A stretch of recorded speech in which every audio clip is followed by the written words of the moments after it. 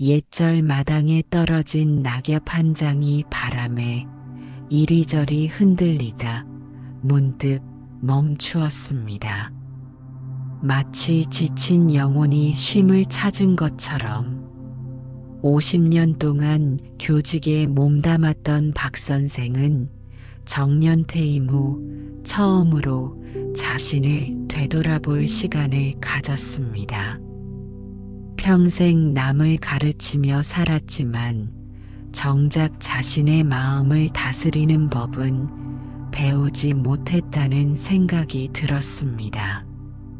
특히 요즘 갑자기 모든 관계가 무거워지는 느낌이었습니다. 은퇴하고 나니 전화기는 조용해졌지만 마음속 소음은 더 커졌습니다. 그날 아침 박 선생은 우연히 TV에서 한 노스님의 말씀을 들었습니다. 당신이 느끼는 인간관계의 괴로움은 단단한 얼음과 같습니다. 그러나 부처님의 지혜는 그 얼음을 녹이는 봄볕입니다. 이 한마디가 그의 마음을 꿰뚫었습니다. 수십 년 동안 아이들을 가르치며 웃음 뒤에 숨겨왔던 그의 진짜 모습, 동료 교사들과의 경쟁에서 느꼈던 불안감, 학부모와의 갈등으로 밤잠을 설쳤던 날들, 가족에게조차 보여주지 못했던 자신의 연약함, 퇴직 후엔 갑자기 사라진 사회적 관계와 존재감의 상실. 그날 이후 박 선생은 동네 작은 절을 찾아갔습니다. 인생의 황혼기에 찾아온 이 새로운 여정이 그의 남은 삶을 완전히 바꿔놓을 줄은 몰랐습니다. 부처님께서는 이렇게 가르치셨습니다. 모든 괴로움은 집착에서 비롯되며 집착에서 벗어날 때 비로소 자유롭게 되느니라. 오늘 우리는 부처님의 이 가르침을 따라 인간관계에서 오는 스트레스를 다스리는 지혜의 길을 함께 걸어보려 합니다. 잠시 눈을 감고 숨을 고르며 부처님의 자비로운 가르침이 여러분의 마음에 스며들 수 있도록 준비해 보세요. 가을비가 창문을 두드리던 날, 박 선생은 절에서 만난 노스님과 차를 마시고 있었습니다. 은은한 차 향기가 방 안에 퍼지는 가운데 그는 자신의 이야기를 털어놓았습니다. 스님, 제 평생 인간관계 때문에 괴로웠습니다. 학생들과의 관계, 동료와의 관계, 가족과의 관계, 모두가 저에게는 넘어야 할 산이었습니다. 이제 은퇴하고 보니 모든 것이 허망하기만 합니다. 노스님은 미소를 지으며 창밖을 바라보았습니다. 빗방울이 유리창에 부딪혀 흘러내리는 모습이 마치 눈물 같았습니다. 부처님께서는 법구경에서 이렇게 말씀하셨습니다. 미움은 미움으로 풀리지 않고 오직 자비로서만 풀리나니 이것이 영원한 진리이니라. 당신의 고통은 관계 자체가 아닌 관계를 바라보는 마음에서 비롯됩니다. 박 선생은 고개를 갸웃했습니다. 평생 교단에 서며 많은 지식을 쌓았지만 이 간단한 진리는 깨닫지 못했던 것입니다. 노스님은 계속해서 말했습니다.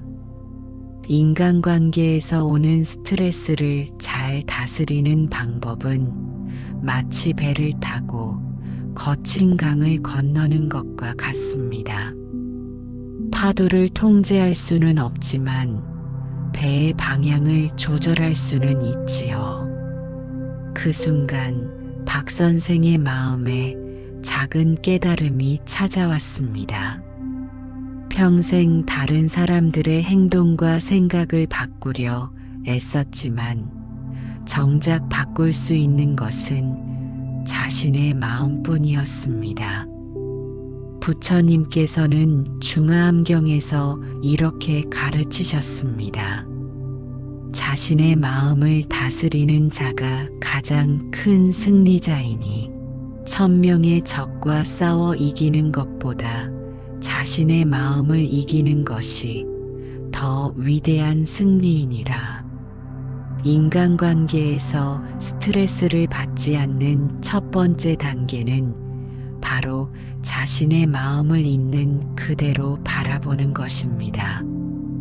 산에 오르기 위해서는 먼저 산 아래 서 있어야 하듯 마음의 평화를 얻기 위해서는 먼저 자신의 마음 상태를 정확히 알아야 합니다. 박 선생은 고개를 끄덕이며 묻습니다. 그렇다면 제가 느끼는 이 괴로움을 어떻게 다루어야 할까요? 노스님은 찻잔을 들어 그 속에 담긴 차를 바라보았습니다. 찻잔 속의 차가 맑아지기 위해서는 잠시 그대로 두어야 합니다. 흔들면 흔들수록 더 탁해지지요. 마음도 마찬가지입니다. 부처님께서는 자바함경에서 이렇게 가르치셨습니다.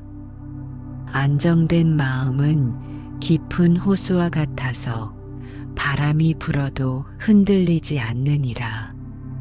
이것이 평화의 근원이니라. 노스님은 박 선생에게 간단한 명상법을 알려주었습니다. 단지 호흡에 집중하며 자신의 마음 상태를 관찰하는 것입니다. 이것이 부처님께서 가르치신 알아차림의 수행법입니다. 호흡은 마치 마음의 닭과 같습니다.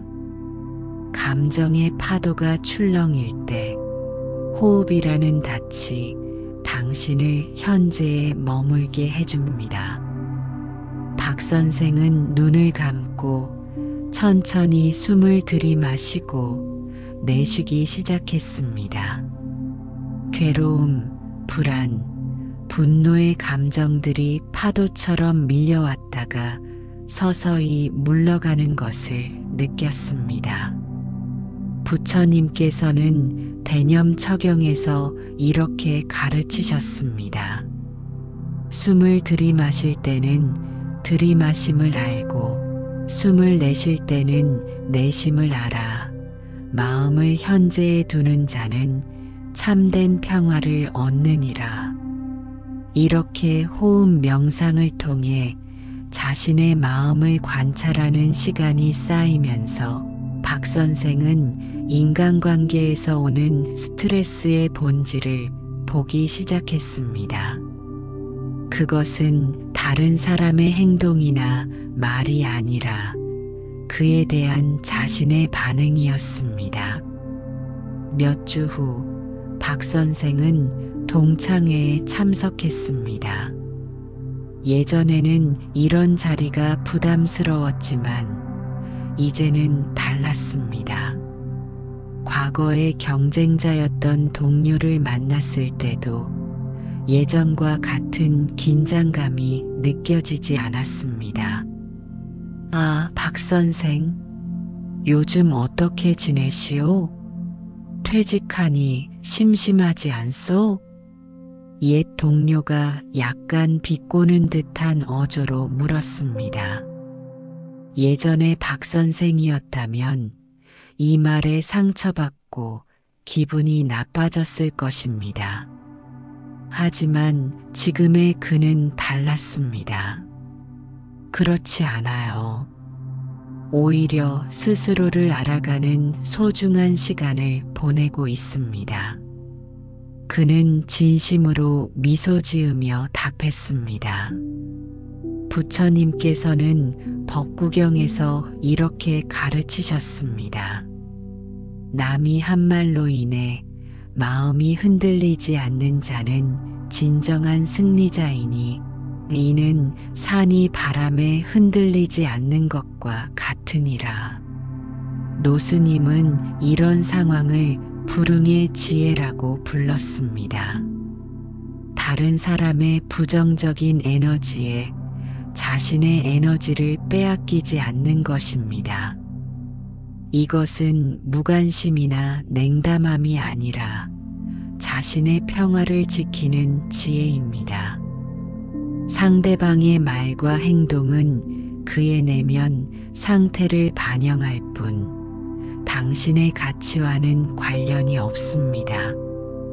마치 구름이 하늘을 가릴 수 있어도 하늘의 본질을 바꿀 수 없는 것과 같습니다.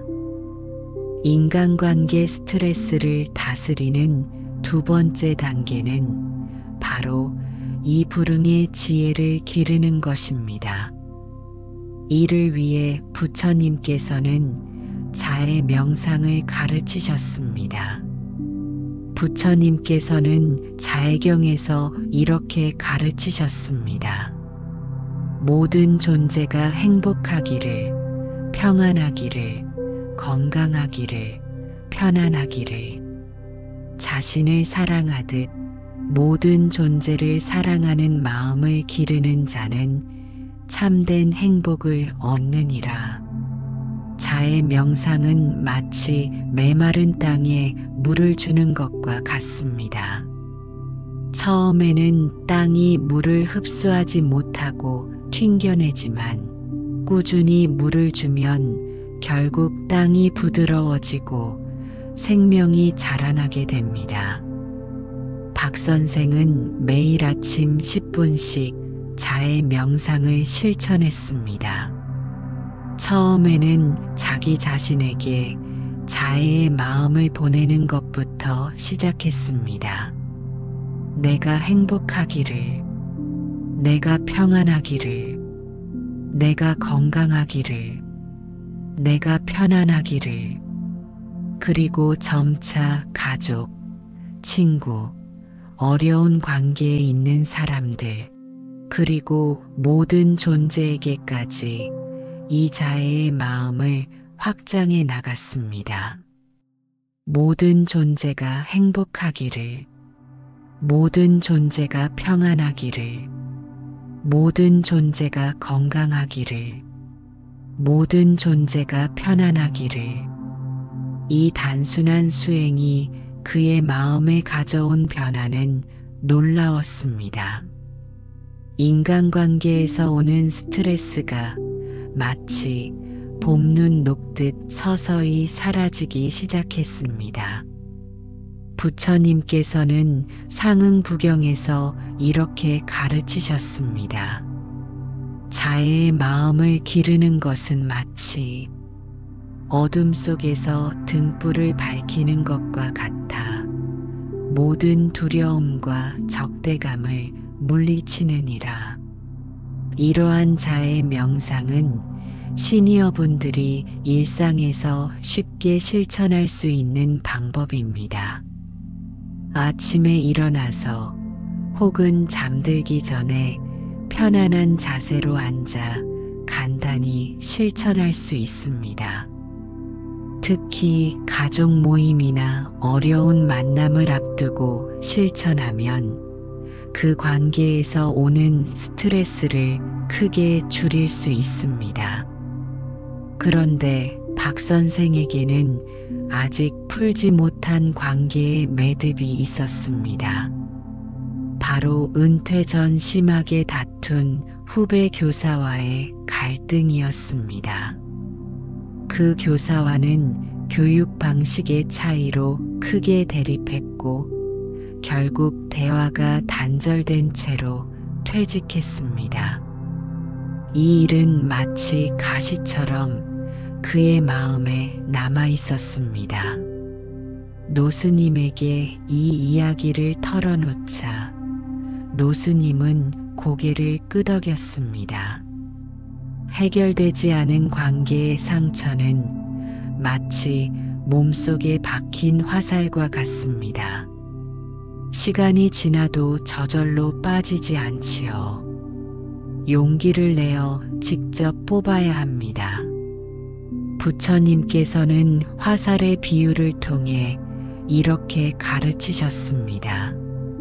사문가경에서 부처님께서는 화살에 맞은 사람이 화살을 뽑지 않고 화살이 어디서 왔는지 누가 쏘았는지만 궁금해한다면 그 사이에 독이 온몸에 퍼져 죽게 되느니라. 현명한 자는 먼저 화살을 뽑고 상처를 치료하느니라. 고 말씀하셨습니다. 인간관계 스트레스를 다스리는 세 번째 단계는 바로 용서와 화해의 수행입니다. 이것은 마치 무거운 짐을 내려놓는 것과 같습니다. 사실 우리가 누군가를 용서할 때 가장 큰 자유를 얻는 사람은 바로 자기 자신입니다. 부처님께서는 본생담에서 이렇게 가르치셨습니다. 분노를 품은 채로는 행복할 수 없나니 용서의 마음을 내는 것이 자신을 위한 최고의 선물이니라. 박 선생은 용기를 내어 그 후배 교사에게 연락했습니다. 처음에는 어색했지만 차분히 대화를 나누며 서로의 입장을 이해하게 되었습니다. 완전한 화해에 이르지는 못했지만 그 과정에서 박 선생은 마음의 평화를 찾았습니다. 이런 용서의 과정은 특히 긴 세월을 살아오신 시니어분들에게 중요합니다. 오랜 시간 풀지 못한 관계에 매듭이 있다면 이제는 그것을 풀어야 할 때입니다. 그것이 자신의 남은 삶을 더 가볍고 평화롭게 만드는 길입니다. 노스님은 용서의 수행법을 이렇게 가르쳤습니다. 먼저 자신에게 상처를 준 사람을 마음속에 떠올려 보세요. 그리고 그가 얼마나 불완전한 인간인지, 그도 자신의 고통 속에서 그런 행동을 했을 것이라고 생각해 보세요. 그리고 이렇게 말해 보세요. 당신의 행동으로 내가 상처받았지만 이제 그 무게를 내려놓습니다. 당신이 행복하기를, 당신이 평안하기를. 이 용서의 수행은 마치 단단한 얼음을 녹이는 따뜻한 봄볕과 같습니다. 처음에는 아무 변화가 없는 것 같지만 꾸준히 실천하면 어느 순간 마음속 단단한 얼음이 물방울로 변하기 시작합니다.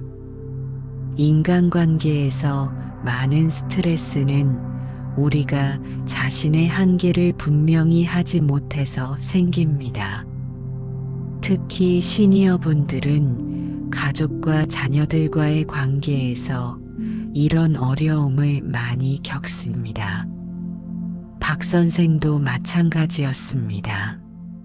성인이 된 자녀들이 수시로 도움을 요청할 때마다 거절하지 못하고 무리해서 도와주곤 했습니다. 이것이 그에게 큰 스트레스가 되었습니다. 노스님은 이에 대해 바다와 육지의 경계를 예로 들었습니다. 바다와 육지 사이에는 분명한 경계가 있습니다. 이 경계가 없다면 모든 것이 혼란스러워지겠지요.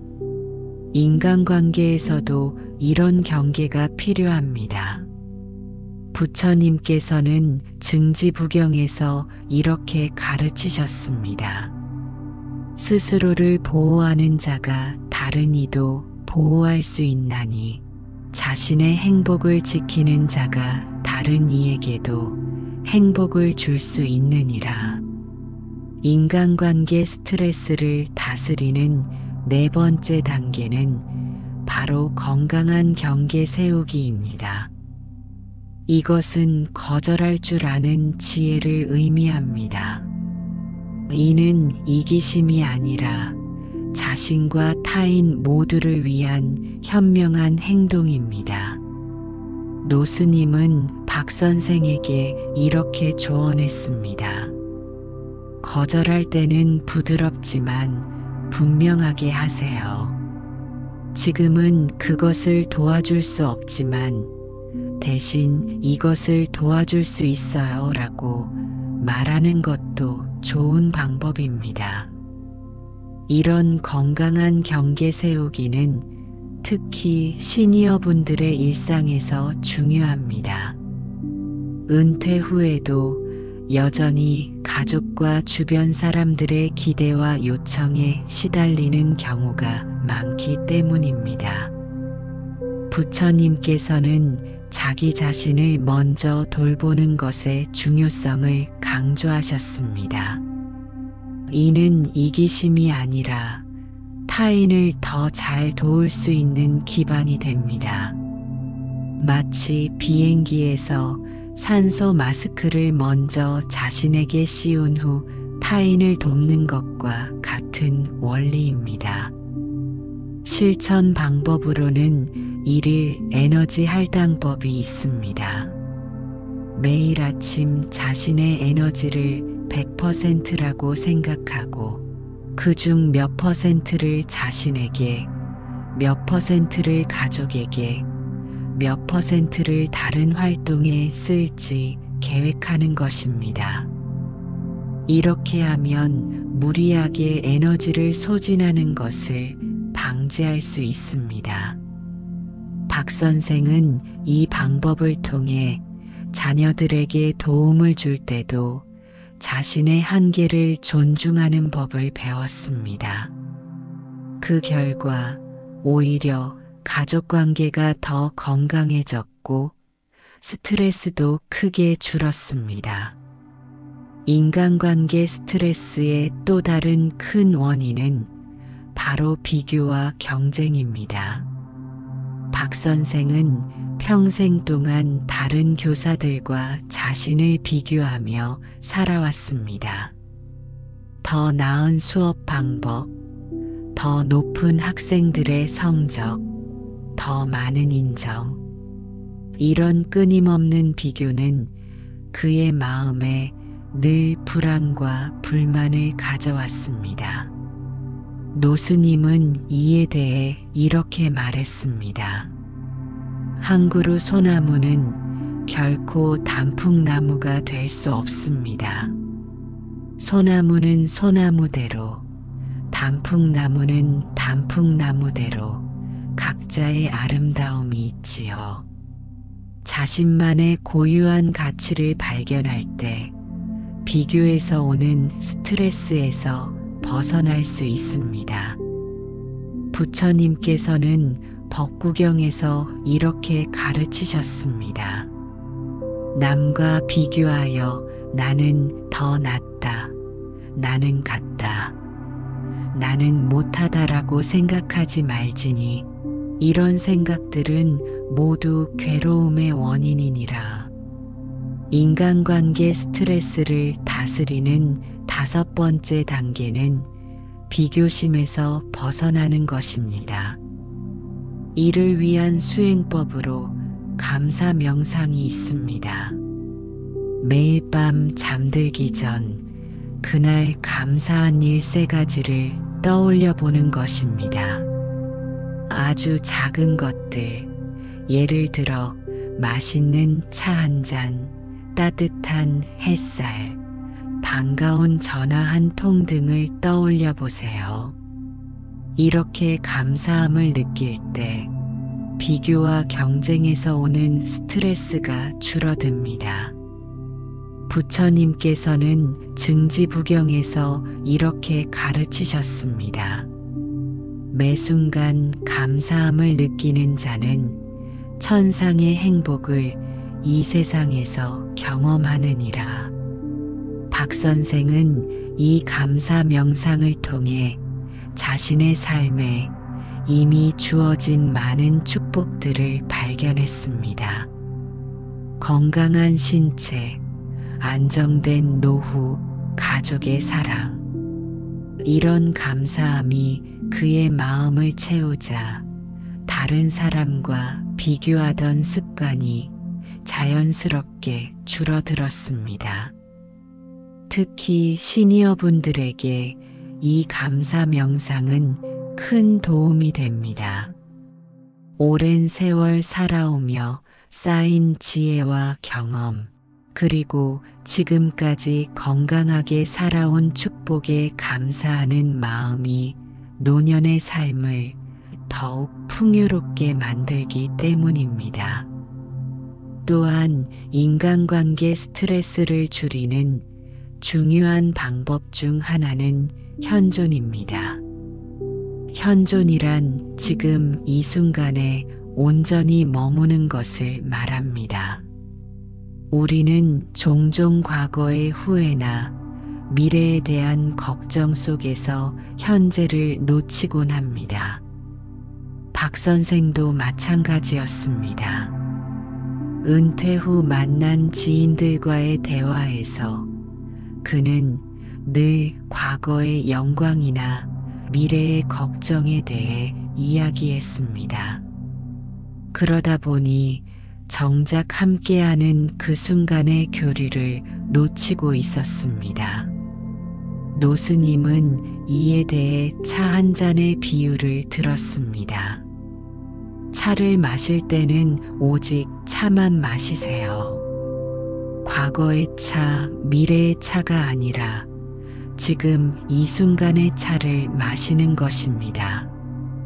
인간관계도 마찬가지입니다. 누군가와 함께할 때는 온전히 그 사람과 함께하세요. 부처님께서는 대념처경에서 이렇게 가르치셨습니다. 걸을 때는 걷는 것을 알고 앉아 있을 때는 앉아 있는 것을 알며 말할 때는 말하는 것을 알고 들을 때는 듣는 것을 아는 자는 참된 평화를 얻느니라. 인간관계 스트레스를 다스리는 6번째 단계는 바로 이 현존의 수행입니다. 특히 대화할 때 상대방의 말에 온전히 귀 기울이는 경청은 인간관계의 질을 크게 향상시킵니다. 경청의 실천법은 간단합니다. 누군가와 대화할 때 내 말을 준비하거나 판단하지 말고 그저 상대방의 말에 온전히 집중하는 것입니다. 눈을 맞추고 고개를 끄덕이며 중간에 끼어들지 않고 상대방의 말이 끝날 때까지 기다리는 것입니다. 이는 말 그대로 마음의 귀를 여는 것입니다. 마치 연꽃이 햇빛을 향해 활짝 피어나듯 우리의 마음도 상대방의 말에 귀 기울일 때 활짝 열리는 것입니다. 부처님께서는 본생담에서 이렇게 가르치셨습니다. 상대방의 말을 온전히 들을 때 그것은 최고의 선물이 되느니라. 경청은 자애의 실천이요 지혜의 문이니라. 박 선생은 이 경청의 수행을 실천하면서 사람들과의 관계가 놀랍게 변화하는 것을 경험했습니다. 특히 손자들과의 대화에서 그는 조언하기보다 먼저 그들의 이야기를 온전히 들어주기 시작했습니다. 그러자 전에는 느끼지 못했던 깊은 교감이 생겨났습니다. 노스님은 이렇게 말했습니다. 경청은 마치 마른 땅에 물을 주는 것과 같습니다. 처음에는 변화가 없는 것 같지만 꾸준히 실천하면 어느 순간 관계라는 씨앗이 싹트기 시작합니다. 시니어분들에게 이 경청의 수행은 특별히 의미가 있습니다. 오랜 삶의 경험으로 많은 지혜를 가지고 있지만 때로는 그 지혜를 나누기 전에 먼저 상대방의 이야기를 듣는 것이 더 중요할 때가 있기 때문입니다.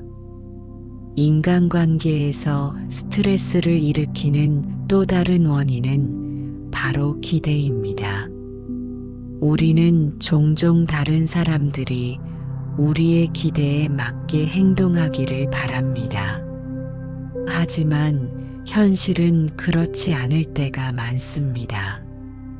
박 선생도 이런 기대로 인해 많은 스트레스를 경험했습니다. 특히 자녀들이 자신이 기대한 대로 살지 않을 때 그는 깊은 실망과 좌절을 느꼈습니다.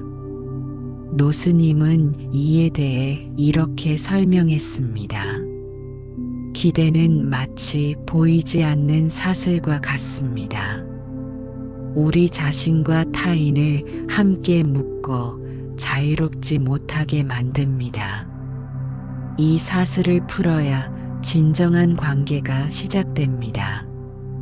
부처님께서는 장부경에서 이렇게 가르치셨습니다. 집착이 있는 곳에 괴로움이 있나니 집착에서 벗어날 때 참된 자유가 있느니라. 인간관계 스트레스를 다스리는 7번째 단계는 기대를 내려놓는 것입니다. 이것은 상대방을 있는 그대로 받아들이고 변화를 강요하지 않는 지혜입니다. 이를 실천하는 방법으로 있는 그대로 바라보기 수행이 있습니다. 누군가를 만날 때 그 사람의 장점과 단점을 모두 포함해 있는 그대로 바라보는 것입니다. 마치 달빛이 모든 것을 있는 그대로 비추듯이 말입니다. 부처님께서는 상응부경에서 이렇게 가르치셨습니다. 모든 존재는 자신의 업의 주인이요 자신의 업의 상속자니라. 이를 이해하는 자는 타인에 대한 집착에서 벗어나느니라. 박 선생은 이 있는 그대로 바라보기 수행을 통해 자녀들을 새롭게 바라보기 시작했습니다. 그들이 자신의 기대에 맞지 않게 행동하더라도 그들 나름의 길을 가고 있음을 인정하게 되었습니다. 그러자 관계에서 오는 스트레스가 크게 줄어들었습니다. 노스님은 이렇게 말했습니다. 우리는 나비의 날개짓을 통제할 수 없습니다. 다만 그 아름다운 비행을 감상할 수 있을 뿐이지요. 인간관계도 마찬가지입니다. 시니어분들에게 이 기대 내려놓기는 특히 중요합니다. 오랜 세월 동안 자신만의 가치관과 기준을 세워왔기에 때로는 그것을 다른 사람들, 특히 젊은 세대에게 기대하기 쉽습니다. 하지만 이런 기대를 내려놓을 때 비로소 편안한 관계가 시작됩니다. 지금까지 우리는 인간관계 스트레스를 다스리는 7가지 단계를 살펴보았습니다. 그런데 이 모든 것의 기반이 되는 가장 중요한 원리가 있습니다. 그것은 바로 연기법입니다. 부처님께서는 이 세상의 모든 것이 서로 연결되어 있다고 가르치셨습니다. 어떤 것도 홀로 존재하지 않으며 모든 것은 원인과 조건에 따라 생겨나고 사라집니다. 중화암경에서 부처님께서는 이렇게 가르치셨습니다. 이것이 있으므로 저것이 있고, 이것이 생김으로 저것이 생기며, 이것이 없으므로 저것이 없고, 이것이 소멸함으로 저것이 소멸하느니라. 이러한 연기법의 이해는 인간관계를 바라보는 관점 자체를 바꿔놓습니다. 모든 관계는 서로의 마음과 행동이 얽혀 만들어지는 것입니다. 상대방의 행동만큼이나 그에 대한 나의 반응도 관계의 질을 결정합니다. 노스님은 이에 대해 이렇게 설명했습니다. 우리가 미소 지으면 세상도 우리에게 미소 짓습니다. 우리가 화를 내면 세상도 우리에게 화를 냅니다. 이것이 연기법의 작용입니다. 연기법을 이해하는 것은 마치 거울을 들여다보는 것과 같습니다. 내가 거울 앞에서 웃으면 거울 속 내 모습도 웃고, 내가 찡그리면 거울 속 내 모습도 찡그립니다. 마찬가지로 우리가 세상에 보내는 에너지가 다시 우리에게 돌아옵니다. 부처님께서는 법구경에서 이렇게 가르치셨습니다. 마음이 모든 것의 근원이니 마음이 주인이요 마음이 만드는 것이라. 만약 사람이 깨끗한 마음으로 말하고 행동하면 행복이 그를 그림자처럼 따르리라. 이러한 연기법의 이해를 바탕으로 박 선생은 인간관계에서 오는 스트레스에 대한 새로운 통찰을 얻었습니다. 그것은 바로 관계의 변화는 나 자신의 변화로부터 시작된다는 것입니다. 노스님은 그에게 이렇게 말했습니다. 당신이 바라는 변화의 씨앗을 먼저 심으세요. 당신이 다른 이에게 존중받기를 원한다면 먼저 다른 이를 존중하세요. 당신이 이해받기를 원한다면 먼저 다른 이를 이해하세요. 이것이 연기법의 실천입니다. 우리가 세상에 보내는 에너지가 다시 우리에게 돌아온다는 것을 이해하고 그렇기에 먼저 긍정적인 변화를 시작하는 것입니다. 박 선생은 이 가르침을 삶에 적용하기 시작했습니다. 가족 모임에서 그는 먼저 경청하고 먼저 이해하려 노력했습니다. 놀랍게도 자신이 변화하자 주변 사람들의 태도도 서서히 바뀌기 시작했습니다. 부처님께서는 상응부경에서 이렇게 가르치셨습니다. 자신을 변화시키는 자가 세상을 변화시키나니 자신의 마음을 정화하는 것이 세상을 정화하는 길이니라. 박 선생의 이야기는 여기서 새로운 전환점을 맞이합니다. 그는 불교 수행을 통해 얻은 지혜를 자신만 간직하기보다 비슷한 어려움을 겪는 다른 은퇴자들과 나누고 싶었습니다. 그래서 그는 작은 명상 모임을 시작했습니다. 처음에는 몇 명의 친구들만 모였지만 점차 이 모임은 커져갔습니다. 그들은 함께 명상하고 서로의 이야기를 나누며 부처님의 가르침을 일상에 적용하는 방법을 배웠습니다. 이 과정에서 박 선생은 중요한 깨달음을 얻었습니다. 그것은 바로 인간관계의 궁극적인 목적은 서로가 성장하도록 돕는 것이라는 진리였습니다. 부처님께서는 법구경에서 이렇게 가르치셨습니다. 선한 친구를 만나는 것은 인생의 전부와 같으니 선한 친구는 깨달음의 길을 함께 걷는 동반자이니라. 노스님은 이에 대해 이렇게 설명했습니다. 진정한 관계는 서로를 묶어두는 사슬이 아니라 함께 날아오르는 두 날개와 같습니다. 서로가 더 높이, 더 자유롭게 날 수 있도록 돕는 것이지요. 이것이 인간관계 스트레스를 근본적으로 해소하는 8번째 단계입니다. 관계의 목적을 서로의 성장을 돕는 것으로 전환하는 것입니다. 이런 관점에서 보면 갈등과 어려움조차도 성장의 기회가 됩니다. 부처님께서는 장부경에서 이렇게 가르치셨습니다.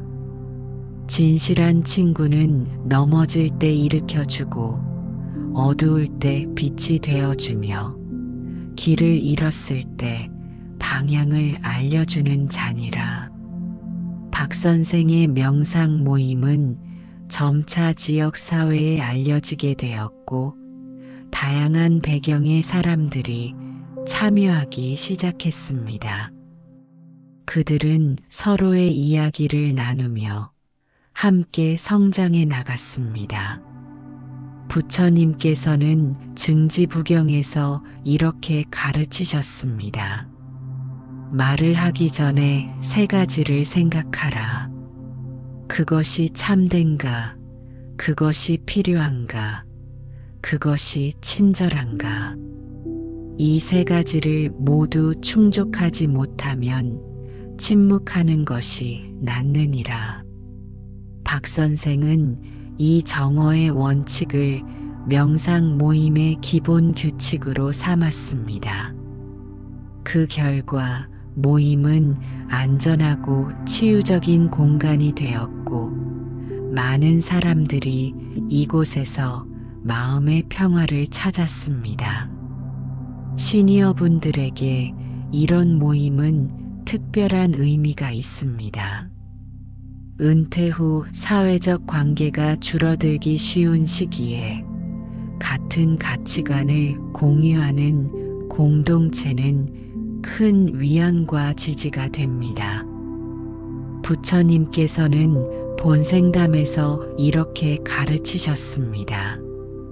한 사람이 1000명의 어리석은 이들과 함께하는 것보다 한 명의 현명한 이와 함께하는 것이 더 가치 있느니라. 이렇게 박 선생은 자신의 인간관계 스트레스를 극복하는 과정에서 나아가 다른 이들에게도 도움을 주는 의미 있는 삶을 발견했습니다. 인간관계에서 오는 괴로움이 오히려 그를 더 깊은 깨달음으로 이끈 것입니다. 노스님은 이에 대해 이렇게 말했습니다. 괴로움은 때로 우리의 가장 큰 스승이 됩니다. 그것이 우리를 더 깊은 지혜와 자비로 이끌기 때문입니다. 시간이 흐른 어느 가을날, 박 선생은 노스님과 함께 절 뒤편 작은 연못가를 거닐고 있었습니다. 연못에는 연꽃이 피어 있었고 맑은 물에는 가을 하늘이 고스란히 비치고 있었습니다. 노스님이 물었습니다. 이제 당신은 인간관계에서 어떤 변화를 느끼십니까? 박 선생은 잠시 생각에 잠겼다가 답했습니다.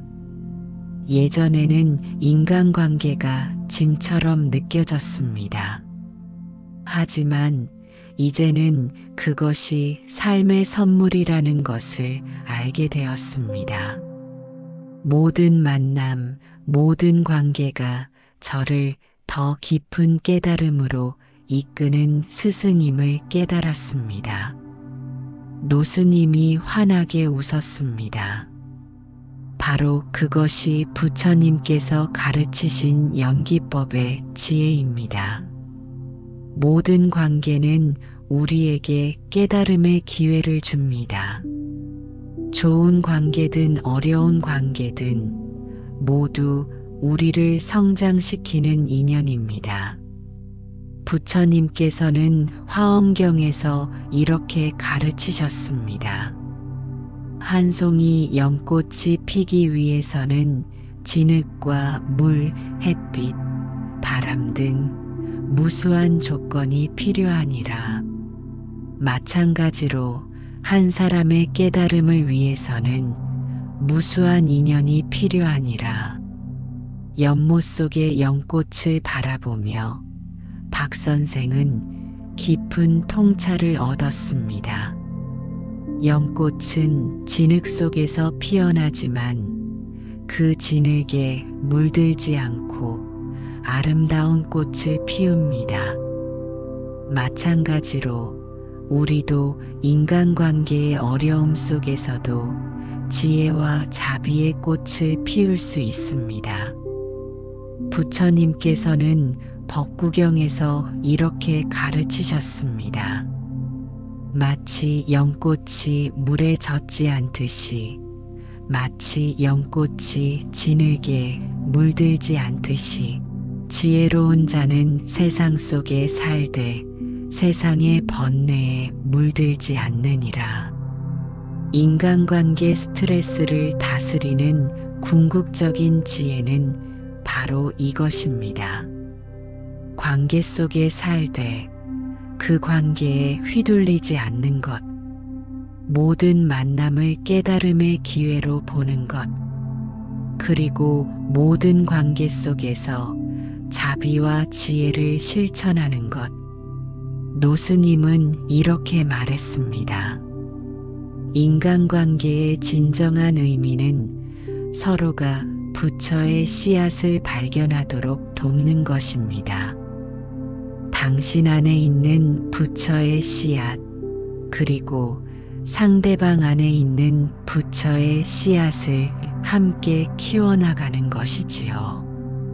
이것이 부처님께서 가르치신 상호 의존적 성장의 원리입니다. 우리는 혼자 깨달음을 얻는 것이 아니라 서로의 지혜와 자비를 통해 함께 성장해 나갑니다. 우리는 지금까지 부처님의 가르침을 따라 인간관계 스트레스를 다스리는 8가지 단계를 살펴보았습니다. 첫째, 자신의 마음을 있는 그대로 바라보는 알아차림의 수행. 둘째, 다른 사람의 부정적 에너지에 반응하지 않는 불응의 지혜. 셋째, 자신과 타인을 용서하는 용서의 수행. 넷째, 건강한 경계를 세우는 경계의 지혜. 다섯째, 비교와 경쟁에서 벗어나는 감사 명상. 여섯째, 현재에 온전히 머무는 현존과 경청. 일곱째, 기대를 내려놓는 있는 그대로 바라보기. 여덟째, 관계의 목적을 상호 성장으로 전환하는 지혜. 이 모든 단계는 부처님께서 가르치신 연기법의 지혜에 기반합니다. 모든 것은 서로 연결되어 있으며 나의 변화가 관계의 변화를 가져온다는 진리 말입니다. 부처님께서는 금강경에서 이렇게 가르치셨습니다.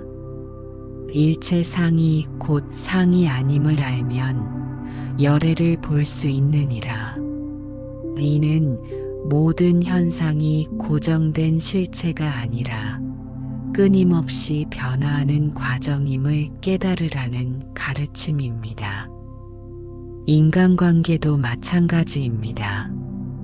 그것은 고정된 실체가 아니라 매 순간 우리의 마음과 행동을 통해 새롭게 창조되는 것입니다.